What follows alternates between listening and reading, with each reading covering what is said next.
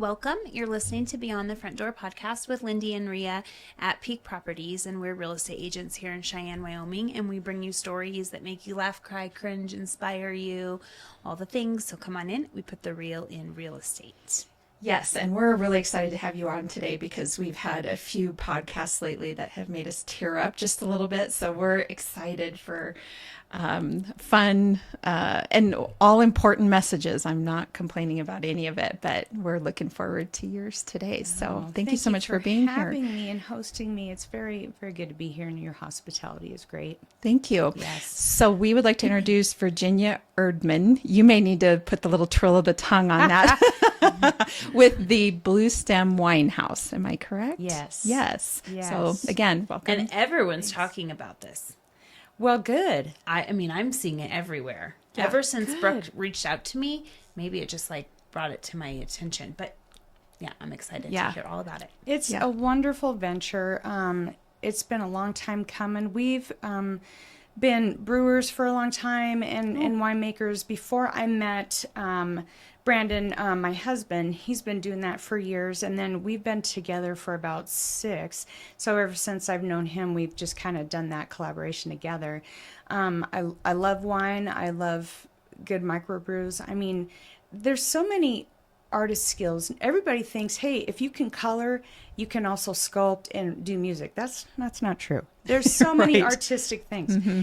And so I feel winemaking process, learning it, studying it much more, it is an artist's skill, because you can't just let it go. You've got to take tests. You've got to see where you're going with it, if it's going in the right direction, if you want it to taste this way. It's all in the fermentation. And so I kid my husband every now and then. I say, I think you like the whole process more than you do drinking it. And he's like, well, I do. So I said, that's what makes good wine. We're just very meticulous about our sterilization, about how we rack out, how we clean it. But we wanted to be in community with people. He's a full-time military man, so we're weaning him out of that process into something that's joyful, something that brings us together as, a married couple, and just being in community with people. And when we say community, that just means, all of Cheyenne who come there. Well, and that's and not to interrupt you, I guess, or maybe a little bit, but you're kind of going down the path that I was going to ask you. If you could tell us a little bit about your history, like where you both are from, kind of your journey to getting here, and kind of coming to the decision to be involved in breweries and wine houses. Super. Yeah. We are actually both part-time pastors with the Methodist Church as well. Oh. And pastors like wine. It's awesome. Yeah. So we met. I mean, it is a good pairing. And so no pun intended. Right? We met at this it was a charge conference at the time, so the surrounding Methodist churches. And so we weren't dating at the time, but that's why I first met him at church. But when we started seeing each other, he was I'm trying to think. It's probably 30 years in the military. Didn't really know much about that. I'm a Nebraska girl. I'm from Nebraska, but not too far from this location. I was graduated from Baird, Nebraska, and I went and got my undergrad at Chadron State College, and then also I got a mortuary science degree in Arapahoe. So that's where I was prior to being appointed by the bishop, and so I love how whatever career or whatever you decide to do, that experience never leaves you. It's so true. It is so much more important than schooling. Schooling is there, but the experience on how a fine line between business and keeping the lights on, or a fine line between business and compassion. Mm-hmm. And so I think that's just what drew me to him in the beginning, is his compassionate side. He very much commands presence, but he does it in a way that you can see all the validity of the people. Nobody's going to come to you for help or suggestions or ideas if you don't validate where they're at that moment in time. And so we have turned that into the Blue Stem Wine House too. My theme is to kind of like see all the people, all of them, not just who you want to see. See everybody. For who they are and where they're at. Everybody. And so we both want a philanthropic nature to this venture as well. We love to make wine. We love to do the testing, to smell it, and to make a really good wine product for people. But we also want people to know our place, if you will, is more like a fresh expression of, what do you need? How can I serve you at this time? Do you need rest? Do you need just a glass of wine and just to not talk to people because you just need to relax? That would be, you're speaking to the introverts right now. Honestly, I'm just like, I don't even care. If you want to take a nap, whatever you need, right? Yep. So we're philanthropic in nature like that to point to where we want to start. I have to think of a day. I'm just kind of thinking creatively in my mind. What to do about maybe bringing non-perishables in. We are next to the Lutheran church, and they have a little free pantry there. It is dipped in on the regular all day. I watch it. But as much as it's dipped in, it is filled as well. I love that. And so if the community gives back, then you see all the people. And if you see all the people, next thing you know, they might try something new. They might trust a little bit more. They might go, well, you know what, she helped me last time. Maybe I can trust her to give me some advice, or maybe I can trust him to give me a ride somewhere, whatever it is. But profit over cost, we'll try to go to different charities, and then it would be nice to do that, and then have like the leftovers, have a check to go to whatever the charity is for the month. We have that in mind. We just want to pay our bills and be joyful. We're not here to go beyond. We're not here to have 2 or 3 locations. I don't have the strength for that, number one. We do tend to slow down as we get a little bit older. I'm just saying, don't have it. But it doesn't mean that we wouldn't entertain it if the maker had other plans. But what I am and what we are is open to the spirit, open to ideas, open to people, and open to positive criticism, positive feedback. That's what it's about, to be open in your life so that you can hear and see things that need to be seen, that need to be heard. Well, we talk a little bit about the fact that, really whatever you're looking for is what you're going to see. I always talk about how, I remember when I very first bought my little red Jeep. I never saw a red Jeep before, and then I bought one, and then all of a sudden there were hundreds of them everywhere. When you buy a vehicle, then all of a sudden you see them everywhere. You're looking for a specific one. Because you were open to it. Yeah, because you're open to seeing it. And so I do think that if you're looking for positive in the world, you're going to find it. If you're looking for negative in the world, you're going to find it. And it really does come down to your mindset and I firmly believe that what you choose. And then how you react to that. Do you want to help a situation as best as you can? Do all the good you can for all the people you can for as long as you can, John Wesley. And so why not have that for yourself, for people, for anybody you come across? It's a no-brainer. And at the same time, we make a delicious wine varietal. It's an experience. I mean, everybody's like, oh my God. And it's like, yes, it's an experience because you are this fascinating organism. You are spiritual, you are emotional, you're physical, you're mental, all of these things. And when one isn't working right, then everything else has to take over. Thank the Lord it does. Yeah. But that cog is not really working on all thrusters. So how do you keep balance with that? Self-care, taking a moment, breathe deeply, and take your time and get back up and start again.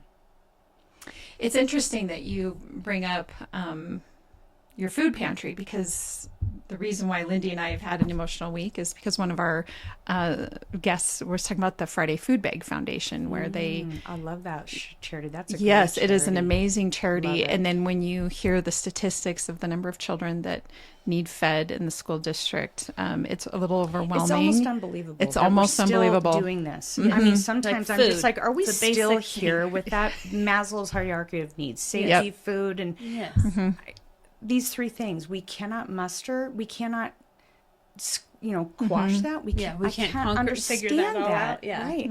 Why and what are we doing if we're not doing that? Well, we need more people like you and just more people out in the community recognizing it and seeing it. Hunger is one of those, or food insecurity is one of those invisible needs that are out there. It's easy to, if you drive downtown Denver and you see all the homelessness, you see the homelessness. Now, we don't really see it as much here as you do in the bigger cities, but, Wyoming has a lot of great resources that we work to keep people off the streets. It doesn't keep everybody off the streets, but it does for the most part. So homelessness is another, sometimes can be an invisible need that's out there because. Absolutely. And so food insecurity for sure, and especially with children, that's, right. It's a hard one. And It so is hard. I love businesses that give back. And, number one, you are fulfilling a need, but number two, it's just good for business. Like it's a circle, it's a cycle, whatever you want to call it. Because if it's good for business, then if you're looking at helping others do that, it's good for business, but it's also good for moving forward in your life. Because if you're doing things that are positive, I know, I don't know about you, but I know that when I give back of my time, my talents, my finances, whatever the gift is, I feel those beautiful ramifications, if you will, long time, rather than receiving something. Yes. When I give, I feel really good. And then I also say to myself, okay, how can I do more? Can I keep giving, or let's look beyond this. Let's see the bigger need, and because it just fuels yourself to be kind and to give like we should. Like, I don't know, it's in us to do good. It's in us to want to help others. We're trying to actually bring that to light, to actually do the work. Faith without works is dead, Jesus said. And so you could talk a big game, but if you don't take the action, because people don't care about your words, but if they see you care for them, they may not know your name, but they go, that lady helped me last time. Or that man was super kind. He changed my tire. It's 10 degrees. That stays with somebody. You're absolutely right. And that's part of why I would say even Lindy and I have this podcast, because it's a way for us to connect and to give back, to be out there sharing people's stories or sharing the good work that everybody is out in our community doing. I mean, at the end of every podcast, we always ask everybody what their favorite thing is about Cheyenne, and it always comes down to the people and the community. And we're just having a great old time sharing all the stories about that, aren't we?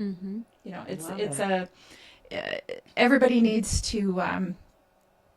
Life is, like you say, a cog, sort of multi-prong, and it's important to have all those key aspects to it. It is. And then people, you go about your daily business doing stuff, and like I said, when you build habits of positivity and wanting to do well, you start focusing less on the self, which is exactly what we need more of. When I'm so focused on my own needs or my own hurts, then I miss opportunities that are open to me. I also have a negative attitude because I'm selfish. And so if we I'm not saying that you need to put yourself aside for... Don't be a doormat, right? Yeah. But if you put your needs aside so that you can see other needs that might be bigger than yours, and if you have a gift, if you have a talent, it's a shame for you not to use it.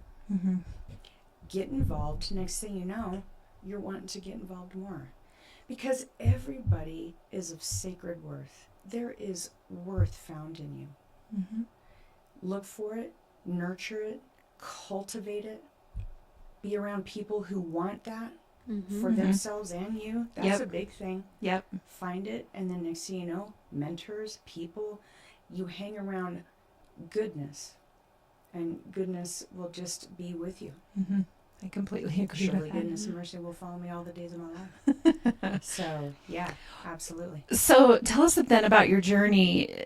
You said you got, what would you say, a mortuary science degree? Right, yeah. And so were you what's the Mortician. mortician? Did Right, you do yeah. that? Did you work at a funeral home for a while? Yeah. So I started that ministry. I have, as I call it, of compassion. At 2005, I started in Torrington, Wyoming, with Collier Funeral Home. Was there for about 5-6 years, and then I went to Casper. I did a corporate a year there in Casper.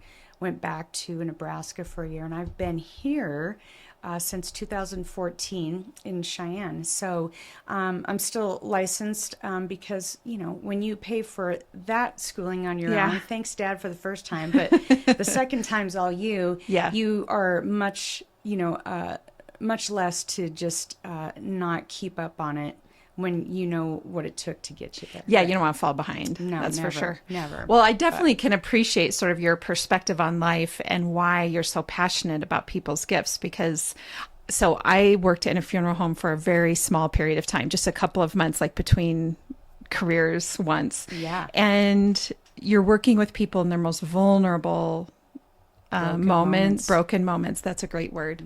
And you really do have the ability in a funeral home to make or break those days, when somebody is going through the grieving process. I mean, people are in shock anyway when somebody dies, and then they have to make all these quick, big decisions about what to do with their loved one. And I just think that's hard. They can't even really begin the full grieving until all that's over. So they're kind of just numb and in shock, going through the motions. And the funeral director, mortician, the office staff, everybody's kind of working together to get them through it. And so I am guessing that a lot of your compassion and where you are today came from that time and from that experience. It did, and I'll be honest. I was when I went to pursue licensed local pastorship with the Methodist Church. I said to God, I go, you know what? I hope this doesn't mean that I'm not going to have opportunities to love and show concern and show compassion like I have been here. Please let that happen for me somewhere else. And please let me answer that call without feeling scared, without feeling apprehensive, because, okay, I'll help you, but do you have the proper equipment? What about papers? Jesus didn't ask any of that. You see a need, you just get it done. Lord, help me see a need. And if it's what I can do, then do it. You know the intention of my heart. That's the big thing. He knows your intention. If your intention is for good and you're trying to do the best, that's what he asks for. If you know that you can do better, or if you decide not to for whatever reason because the self gets in the way, then that's gonna, whatever the outcome is what it's on you too. So, yeah, absolutely. I majored in my undergrad was in vocal performance, so I majored in music. And I was playing piano since I was like 7, so I had the greatest music teachers all through. I had a small town school. I graduated with like 34. So we still know each other's names. We go to every, 20, 30 class reunion. It's the coolest thing ever. Yeah. And so my teachers were all the way to college with me on that. And they really were pivotal in my music and my sense of, vocalism and piano. And I feel that goes right along with your emotional state of compassion, of helping. But at the same time, too, I've seen people in their lives change for the better and think about, you know what? I've been doing this, but I'm drawn to this.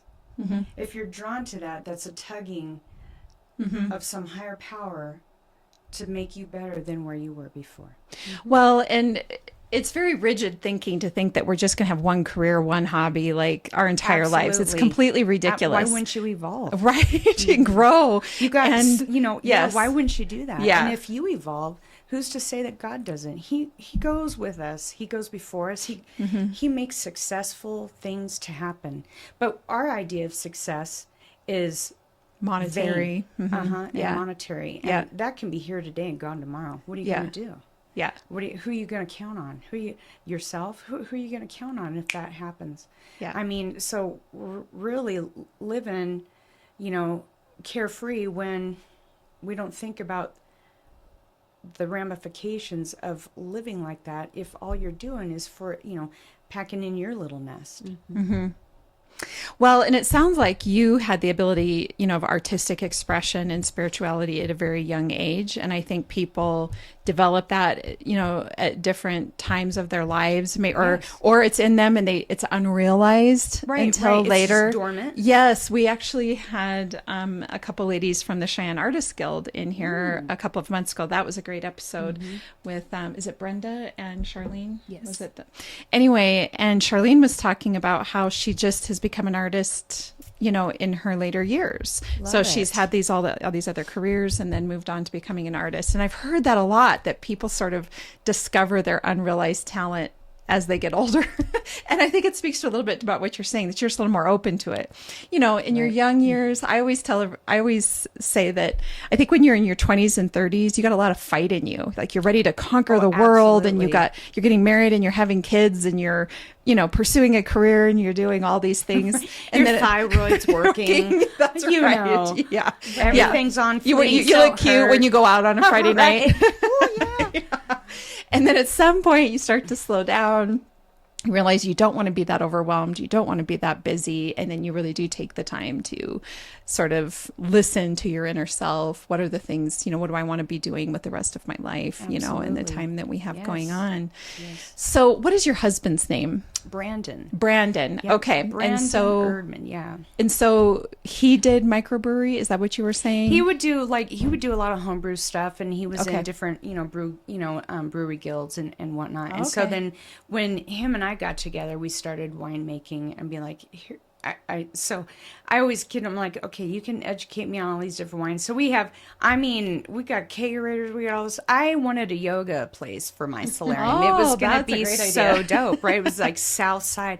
Oh, I got a little TV, I got a little treadmill and stuff. And then he's like, hey, this will be a great place for me to brew stuff. And I was like, okay. I got to share. And so, but how fun. And so it's a hobby of his that turned into something greater, something bigger. And he loves to do that. When he gets off of work and he comes to the wine house, and bless his heart, he's doing like 3 different jobs. I can't wait till that maybe goes away. Yep. But he goes, I immediately come to the Blue Stem and I feel so happy. And I feel joy to get to talk to people. I'm going downstairs and getting more wine that we've made that we've actually, done well with, and look at the different vats and the SO2s. And he goes, I feel joy when I come here. I'm like, that's what we wanted for ourselves. So we're working at it. We're working towards that. So tell us, I would, if you're willing to share, I'd love to know, like, so if you're making wine, I'm guessing you have, your favorite wine that you've made, and then I'm guessing you have wine where you tasted it and went, nope, I'm not doing that. What can you tell us about that? What's that like? Yeah, so it's funny. Again, here you have to think about, oh my gosh, maybe. So when we were doing the wine and I'm all tasting, I'm like, holy cow, this is not right. But it's in the beginning stages too. You got to trust the process. Yes. So at first I was like, this is not a cab. I don't know what this is, but as we trusted the process, so when the term racking out means, actually, it just means clarifying the wine. So you take the wine out of the vats, you clean the yeast poop, if you will, clean it out, sterilize it, put it back in.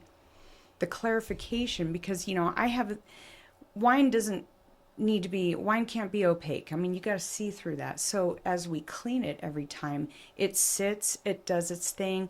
The fermentation process is over, but then it just gets finer and finer in quality as it sits and as we clean it. And then as I went along, I was like, oh, okay.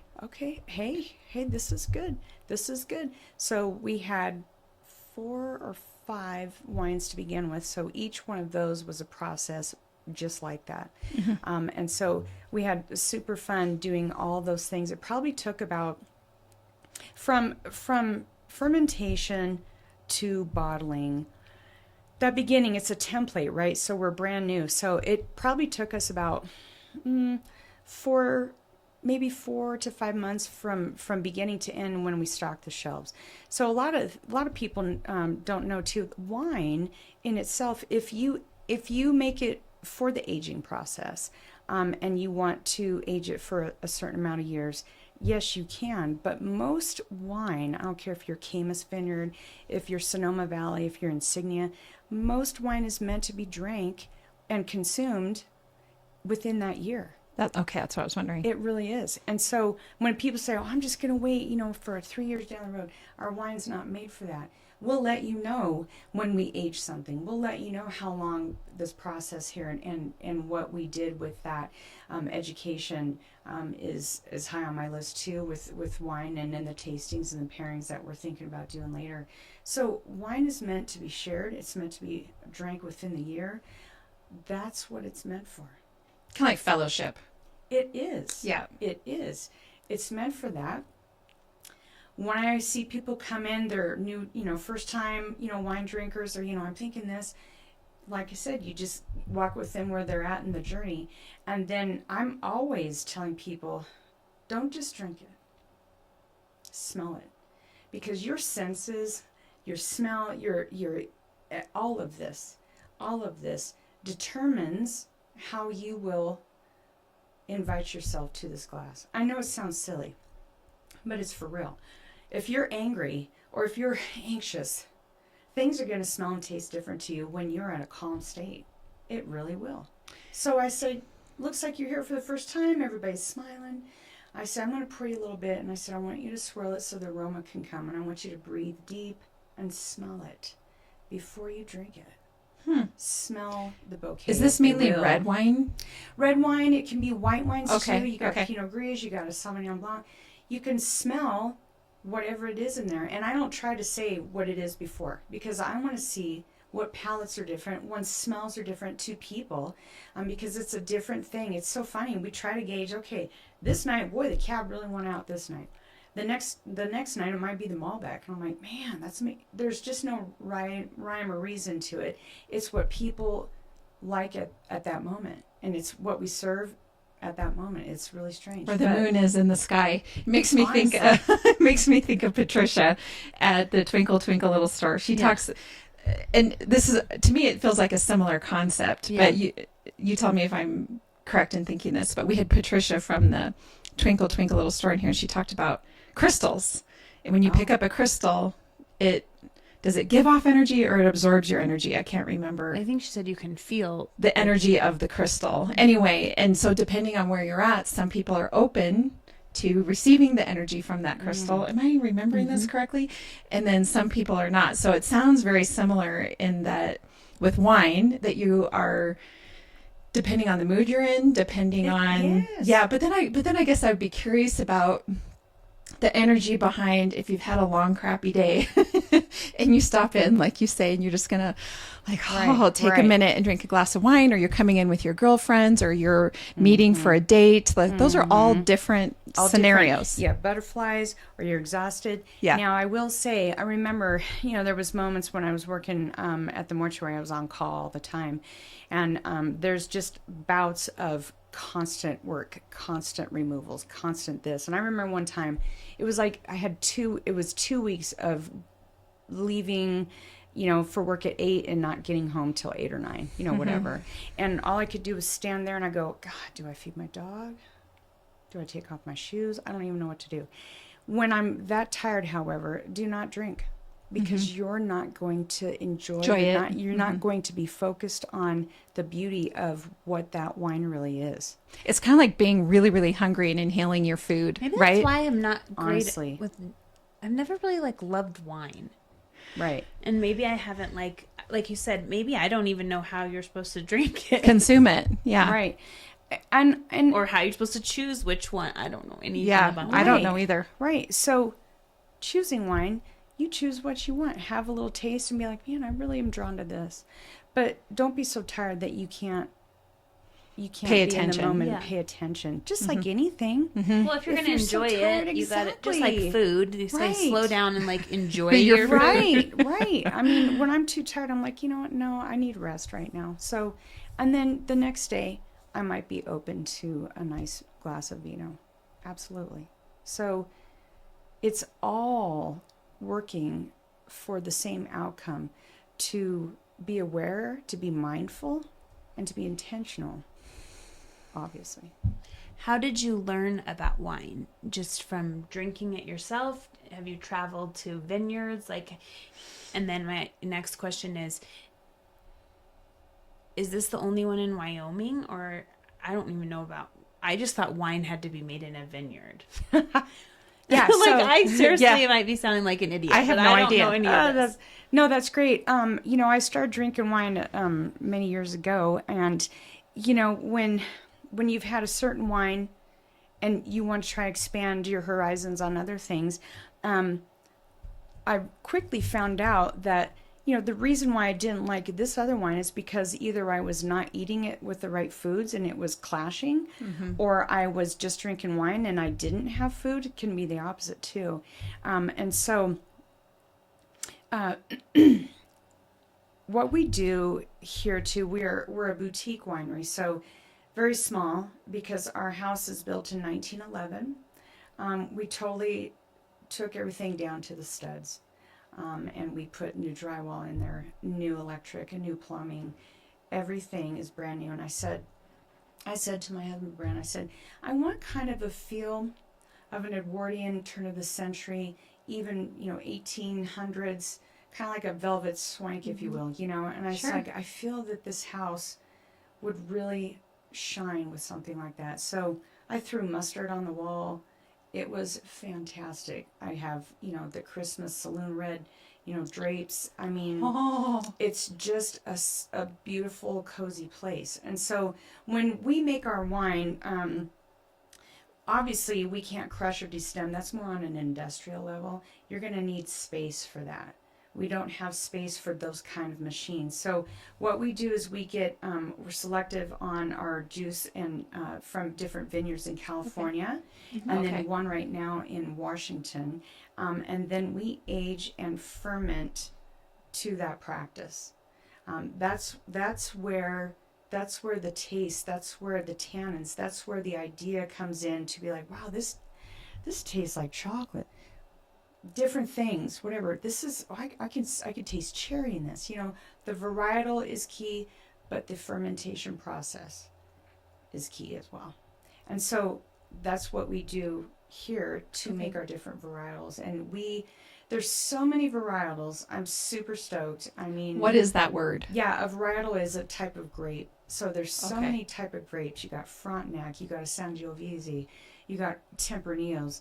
All of these wines that nobody's probably never heard of, or really doesn't, they just stick to the ones they know, which is perfect. That's why Caymus does their perfect cab, because that's all they do is cab. So you have cab, you have Merlot, you have a Pinot Noir, but we want to get people to try a variety of different things in the grape world, in the wine world, because then you'll find out what you like the most.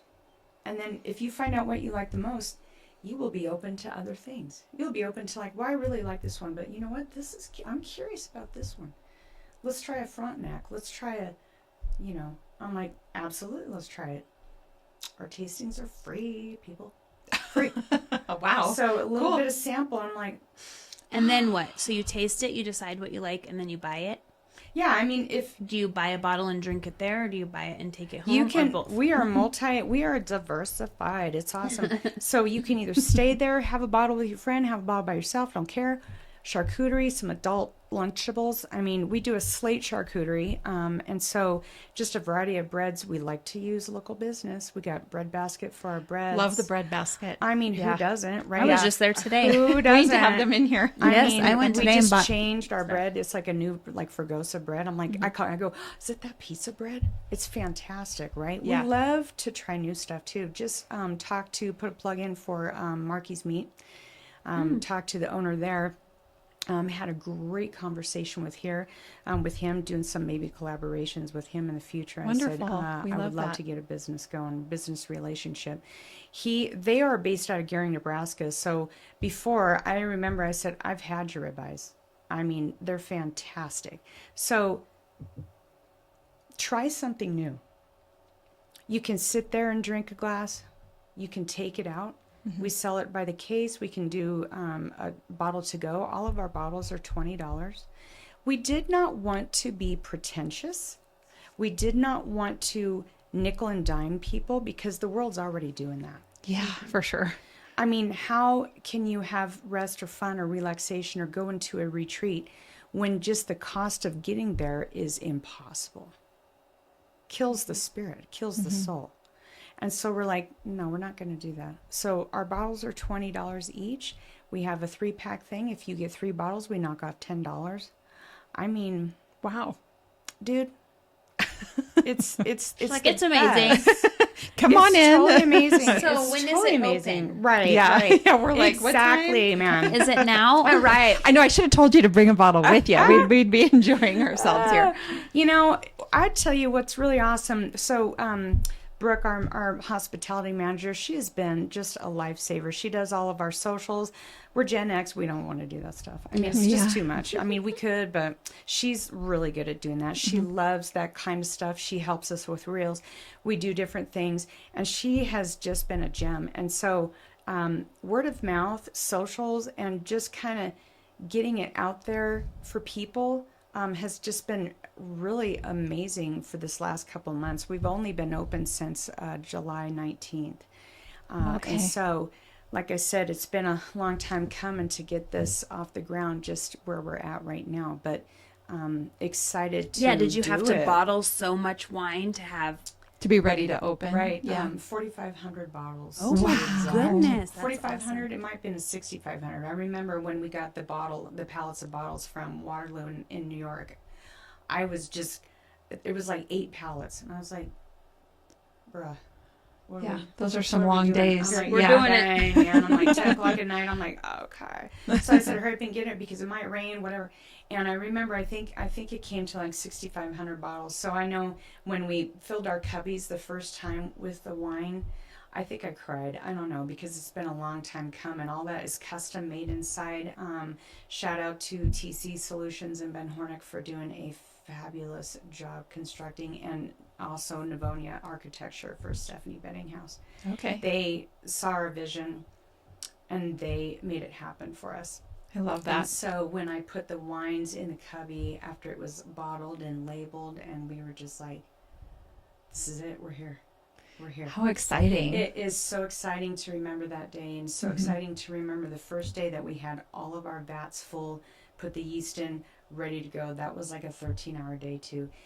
Anything that is worth it takes effort And time. and time.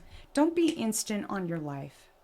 Yep. Don't be instant That on your immediate life. gratification. You yourself are beautiful. You take time. You need space. You need to work hard for yourself. Don't rush the process.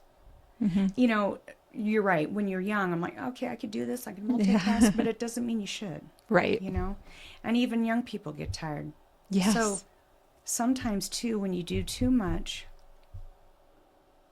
you get tired, but there's a different tired, too. I need divine rest. Sometimes my mental picture, I might have slept for 10 hours, but it's just not enough because I'm tired in a different way. When your body will make you, you know, Absolutely. if you don't, if you're not Absolutely. intentionally I'm telling resting, you to slow down, and then if not, I'm going to show you. how to do it. That's right. So, but the long hours pay off. The time together, you know, mopping the floors, all that pays off. Yeah. And it pays off in such a good way. And we're proud of our product. We're proud of what we do. We're proud of things that, you know, we think about for the future. And, you know, we like it here. We want to be involved in the community. We want to give back in some positive way, not just for people to buy wine, but we want to give back to maybe have people see a different way of life, a different way of maybe seeing all the people, if you will, bringing it back to that subject.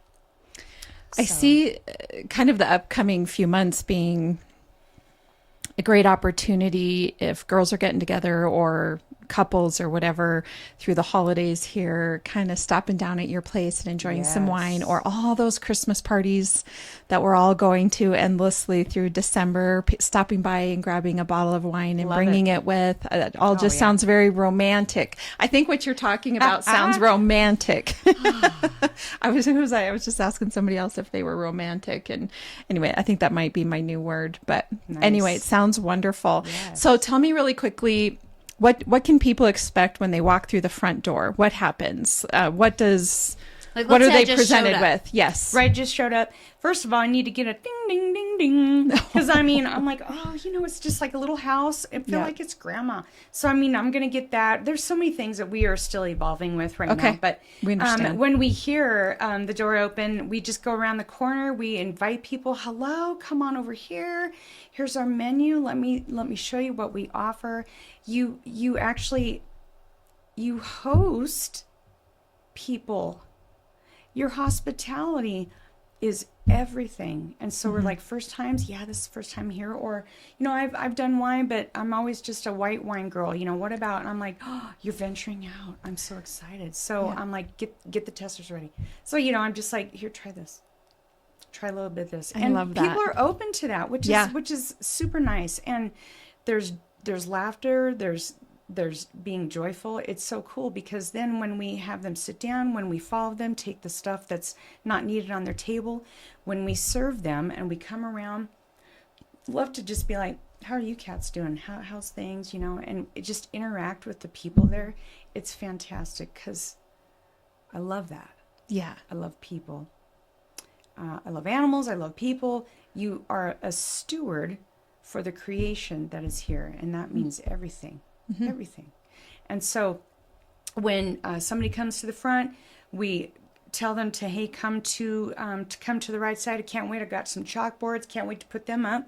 So just telling people where to go, and then right in front of the bar, then we help them with whatever their needs are. We talk about we have wine flights. That's been really popular. We do 4 3-ounce pours, so you get to choose from our 7 different wines. And then we just kind of educate and say, these wines here on tap, these are going to be the sweeter wines. These right here are reds consist of. A lot of people say, I'll have a flight of the reds. I'll do a raspberry rosé. I'll do a Sauvignon Blanc, whatever it is. And then we go from there. And so sometimes I'll say, I'm going to educate you a little bit. Do this one first. Save the sweets for later, because when you overpower your taste buds, then you don't do justice to maybe a red or maybe a little bit more drier wine, but still has beautiful flavors with a dry finish that you're not used to. But if you try something new, try this first, and then end with the traditional sweet that you like. And people are really open to that. I said, you can do whatever you want, but I said, that's just my suggestion. But feel free to, drink whatever you want, first of all, wherever you feel, and sit wherever you want. We love that. We don't have, since we're a small space, we've had a lot of people call and say, hey, can we have our parties there and stuff like that? We only have at any given one time, we can only house 49 people, because we're under the fire code for those safety bars and stuff, because it's not meant for a lot of people at one time. It's meant to come and go. It's meant for laughter inside, for sure, for 30, 40 people. But so when we do our parties or whatever, we just ask for, if it's anything over 5, we ask for, us to, like a reservation. Tell us how many, so that we can be ready for you, because I hate to not be prepared, because that's not hospitable either. When somebody's told you, hey, I'm going to have a meeting in 2 weeks, would you this, and this? And if you said yes to that, then show that you follow through with coming to be prepared. Yeah. And so we look forward to that too. We look forward to trying to get some outside seating, all these different things. Outside seating. Yes, everybody loves that. We love it too. We looked at our little space. That it was just really difficult in the beginning, because our little house is covered 3 out of the 4 directions was somebody else's property. So we couldn't put a ramp in. We couldn't put extra seating because the parking lot belongs to the church. South side, there's somebody that owns that awesome apartment. The alleys over here, we're like, oh my gosh, what are we going to do? We had to at least have half the porch dedicated for the ADA specifications. That was the biggest last project. And so taking half the porch was a real downer for me. But what we have right now, people are just really, loving that. And so I think we're going to evolve a little bit down below with some other seating. So I love to think about it. I love to brainstorm about it. This is our assessment year, if you will. Opening and assessment. I'm like, oh, noted. Okay, so that's how we've been with this podcast. You just have to get going, you do. and you're like, we'll change things as we need. If we think of a different idea, we'll go with it. But you got to get going. Just get going with all the imperfections. You do. That's so true, because I tell people all the time, if you wait till you're perfect to get something done, nothing will ever get done. No, you're absolutely right. And even us with this, I mean, we spent a couple of months building out the studio. This is super cute down here. Thank you. And then once we got going, I mean, even just in the first couple of months, we're like, ooh, we gotta fix that or do this differently. Or even like today, we're coming up, the first week of December will be our 1-year anniversary. And we're even like starting to think, okay, what are the next steps? What are we going to do to improve this, improve the experience, improve, technology, all of that stuff, get the word out. Those are all things that we are evaluating at least on a monthly basis, but then especially on an annual basis, where you're like, and two, every single episode, there's times where Lindy, especially in the beginning, where her and I are like, okay, we got to fix that, and thankfully the people that are listening in the community are forgiving, we're not going to get it perfect to begin with. And actually there's a lesson in there somewhere, that, like you say, if you think you're going to do it perfectly from the beginning, you're just never going to get off the ground. And so I tell everybody, we're building the plane as we fly it. And that's just Absolutely. how it is. I mean, that is so true. And if you're forgiving and understanding, because if you try something new, like myself, I'd be like, you know what, I wouldn't know things from the very beginning on how to do something. And I think what we have in common with everybody that we've never seen, or everybody that we do see, our friends, whatever, we have the human condition in common. What I feel is what you feel when you're frustrated or when you're tired, because those elements come out in different ways, but it's the same feeling. And so when we're happy, we know what that feels like, and I want to see other people happy because it feels good to them too. I want there to be joy in tough times, and I'm like, that person is resilient. That person is, how can I emulate that? What do I need to do? What is mine to hold on to, and what is mine to let go? Both equally important. Because if you hold on, number one, how vain are you to think to yourself that you can do it all? You're not letting other people use their gifts to help you. In whatever way, shape, or form. Completely agree. Hello. Yeah. Needs to be a little more of that in the world. Okay, so in wrapping up, so you're up and going, right? Yeah. So where are you located? So we are on 1909 Warren Avenue. So we're right, if you're headed north on Warren and you turn right on 19th, it's a one-way headed east. Okay. The parking lot is the St. Paul's Lutheran Church right there. And so we are right in between the big apartment building on the corner, and then us is we're right next to them, and then Farmers Insurance is right next to us, and so they're both green, both little green houses, but we're the house in the middle. Okay. So, and what are your hours? Yes, our hours are Wednesday and Thursday 12 to 9, Friday and Saturday 12 to 10, and then we're open on Sundays 2 to 6. Oh, okay, very nice. And social media, website information? Yes, working on the website with a wonderful creator there. We're on Facebook as The Blue Stem. Okay. Our logo is just this big black old school corkscrew. Oh, and clever. so if you see that, Instagram and Facebook for sure. Okay. So look for us there. look for different posts. We hopefully I'm working on getting the bags made. We're gonna start a wine club very soon, and what that consists of is $500 a year, and then you get to have 3 bottles a month, and you get to choose what bottles you want. If you want all cab all the time, okay, cool, whatever. If you want to mix and match, that's okay too. So that makes totally a great gift. Excited about that. Yeah. So I'm just like, ooh. So love that we're working, towards, something for that purpose for others to be like, oh, what's new? What's happening? What are y'all doing? And one thing I do put a plug in too, we also make cider. So what people don't realize is in Wyoming, at least, the breweries here cannot make cider because it is a fermentation process. It's not mash. It's not grain. It's not. It doesn't boil. It is a fermentation process because it is a fruit process. So we have a tart apple cider that's just. I mean, fall is here, people. And so alcoholic or non-alcoholic? Nope, it's alcoholic. Alcoholic. So, okay. Yeah. Okay. So our wine that tap, sounds really good. Our wine tap has the 2 sweets, the sweet white and the raspberry rosé, and then we have the tart apple cider. And it in my opinion, it should get the same amount of play because it is crisp, cold, and fantastic. I'll bet that is amazing. You, girl, yes. it is good. We got the balmy days still. Yeah. Yeah. And it's a fireside hoodie type thing. We got them balmy warm days, but it is to die for. I'll bet. That sounds amazing. We're going to just stop down there sometime, aren't we? Yeah. So in wrapping up, Lindy and I each have a question that we'd like to ask all of our guests. And mine is, what is your favorite thing about Cheyenne?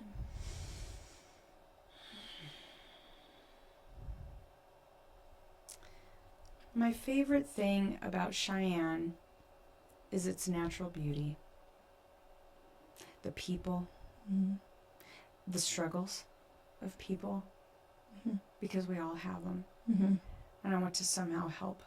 I want to somehow realize my dreams, but I want other people to realize theirs. And there is good support for that here. Good support. Yes. I love that. I love how Wyoming is so natural. I love the snowies. I love the location. My folks live in Nebraska. I just hit on the interstate, 2 hours down, boom, I'm there. The location has been really good for me. And it is a good That's location. one thing we don't mention. We always mention Colorado, awesome. But Nebraska. Yeah. Right over there. Go Big Red.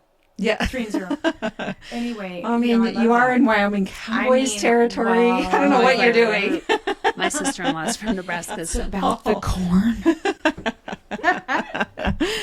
All right. Okay.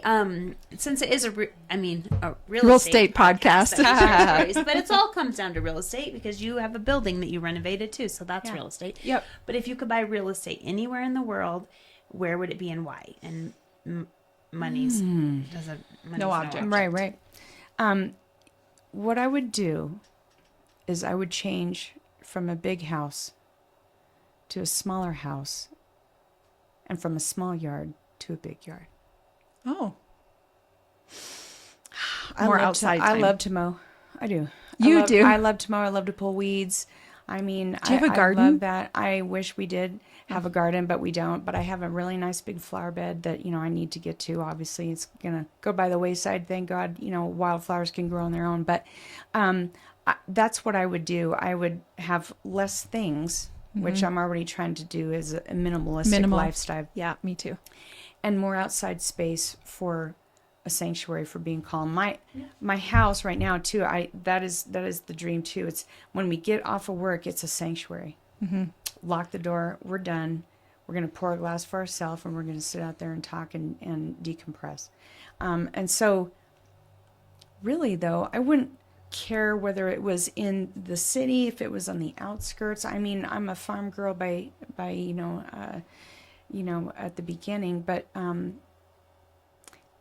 some places are just so small that it doesn't matter if it's in the city or not. I mean, truly, Mm-hmm. And so such great homes here. You know, I'm always looking at people's outsides. They're probably thinking, what weirdo is going on? I'm like, that's a great idea. You know, I'm always getting ideas, you know, and things that I would like to do to our place because, I mean, why not? And so, and I always tell people, I'm like, hey, if you like something that I have, or you have a phrase that I use, you can take it. I don't have a patent on that.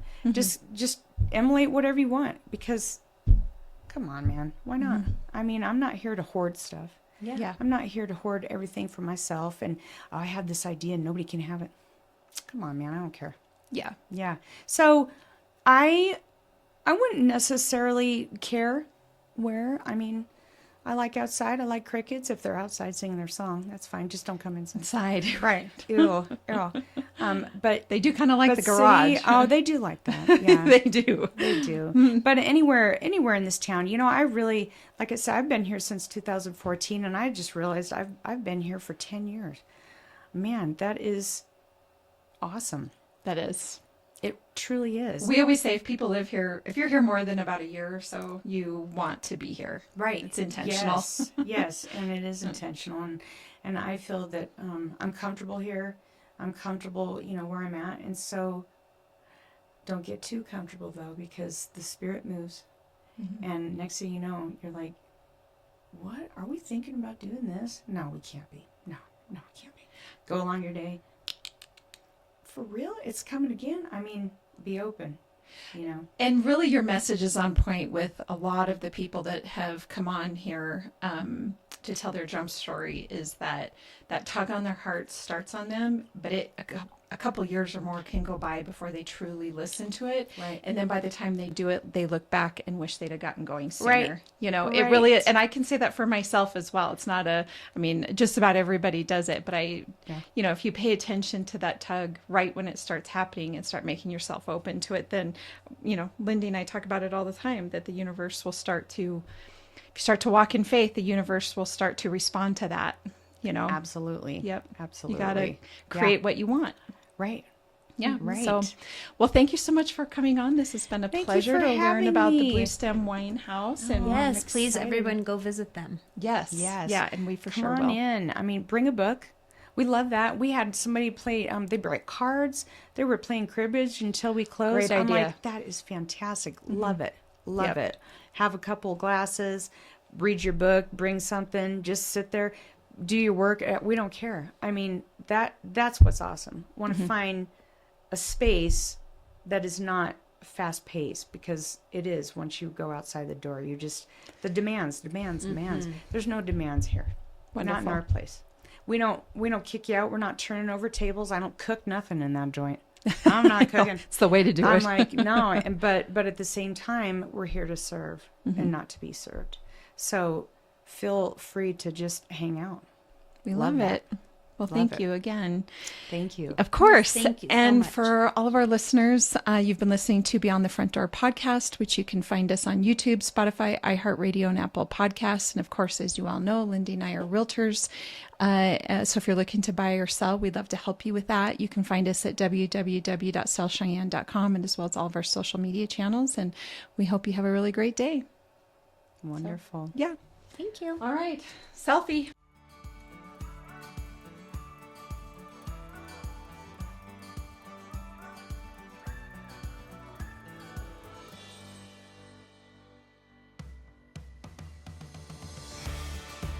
Whether you plan to buy, sell, or invest in southeastern Wyoming, turn to Peak Properties. Family and veteran owned and operated, we work diligently for you. Unlike other larger companies, we take time to learn about you, understand your specific real estate needs, and remain easily accessible if you have any questions. Being a veteran and family-owned and operated company means a high level of commitment, trust, and loyalty. Our family culture sets us apart. We work as a team. We develop not just professional, but personal relationships with our clients. When you choose Peak Properties, you become part of our real estate family. Looking to relocate to Wyoming or just move across town? Peak will be there for you every step of the way. Recognized for excellence and dedication in the real estate profession, we're proud to be one of the most trusted and knowledgeable names in our industry. Let Peak help you find your dream home or investment property today. Our agents will make sure you're informed and listened to as they guide you to fulfilling your real estate goals. Reach out today. We have sold and purchased several homes through Peak Properties, and each time I've been impressed. They are great about guiding us in the right direction and always being in our corner. Peak Properties. Let our family show you the way home.